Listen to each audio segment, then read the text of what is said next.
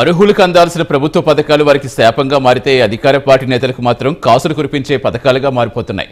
ఆ నియోజకవర్గంలో ఒక్క గ్రామంలోనే కోట్ల మేర నకిలీ లబ్ధిదారులకు పథకాల సొమ్మందితే నియోజకవర్గ వ్యాప్తంగా ఎన్ని కోట్లు చేతులు మారనేది ఇప్పుడు చర్చనీయాంశంగా మారింది. కళ్యాణ్ లక్ష్మి పథకం నుంచి తాజాగా సీఎం రిలీఫ్ ఫండ్ స్కామ్ వరకు ఆ జిల్లాలో భారీగా స్కామ్ జరిగాయనే ఆరోపణలున్నాయి. మంచిర్యాల జిల్లాలో సీఎం రిలీఫ్ ఫండ్ స్కామ్ వాస్తవాలపై ప్రైమ్ 9 న్యూస్ ప్రత్యేక కథనం.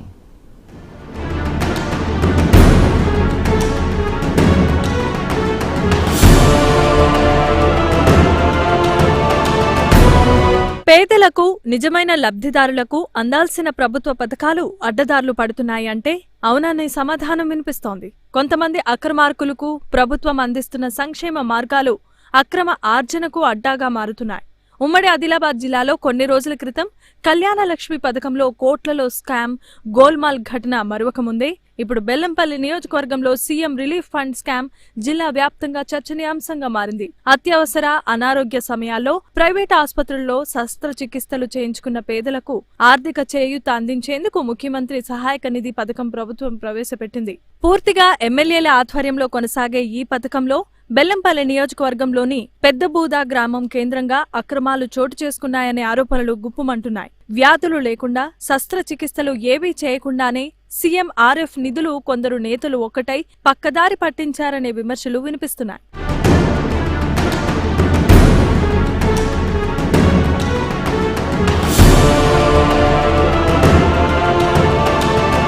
మంచిర్యాల పట్టణంలో ఉన్న అధికార పార్టీకి చెందిన ఆసుపత్రితో పాటు మరో కార్పొరేట్ కు చెందిన ఆసుపత్రి, కరీంనగర్లో మరో ఆసుపత్రి కేంద్రంగా ఈ స్కామ్ కు తెరలేపారనే ప్రచారం జోరుగా సాగుతోంది. బెల్లంపల్లి మండలంలో పెద్దబూదలో మాజీ సర్పంచ్ ఈ తంతులో కీలకంగా వ్యవహరించి రోగుల పేరుతో నకిలీ బిల్లులు సృష్టించి నగదు కాజేసినట్లుగా సామాజిక మాధ్యమాల్లో పోస్టులు వైరల్ అవుతున్నాయి. ఇటీవలే సీఎంఆర్ఎఫ్ నిధులు తీసుకున్న 23 మంది పేర్లు, ఎంతెంత బిల్లులు తీసుకున్నారో ఈ పోస్టుల్లో స్పష్టంగా ఉంది. 18,000 రూపాయల నుంచి 87 రూపాయల వరకు చెక్కులు తీసుకున్న వారి వివరాలు, ఒక్కొక్కరు 2-3 సార్లు బిల్లులు తీసుకున్నట్లుగా పేర్లు ఉన్నాయి.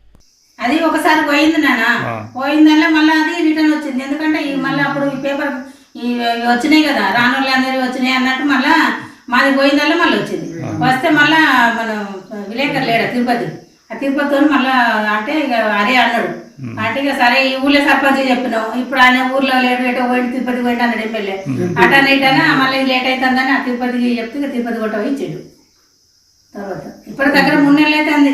ఎంపీటీసీకి చెప్పినాం, లేడు వచ్చినాక తీసుకోవాలన్నా. ఇక అంత లెక్క తిరుపతికి అయినాక 2 రోజులకు ఎంపీటీసీ ఫోన్ చేసి ఎమ్మెల్యే వచ్చాడు, పొలం రాతాత అంటాడు.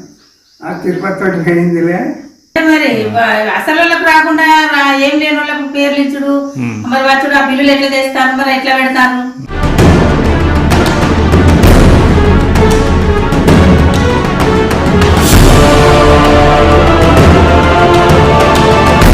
ఈ ఒక్క గ్రామంలోనే సుమారుగా 1 కోటికి పైగా అక్రమ బిల్లులు పెట్టి స్కామ్ కు పాల్పడితే మరి నియోజకవర్గ వ్యాప్తంగా ఎంత మేర ఉంటుందనే అనుమానాలు సర్వత్రా వ్యక్తమవుతున్నాయి. గత కొద్ది కాలంగా స్థానిక MLA Durgam Chinnaiah, origin director సేజుల్ మధ్య వివాదం కొనసాగుతూనే ఉంది. ఈ క్రమంలో ఆమె సీఎం రిలీఫ్ ఫండ్ లో అక్రమాలు జరిగాయని సోషల్ మీడియాలో అక్రమంగా లబ్ధి పొందిన వారి పేర్లను, వారు తీసుకున్న నగదును పోస్ట్ చేయడం ఇప్పుడు దుమారం లేపుతోంది.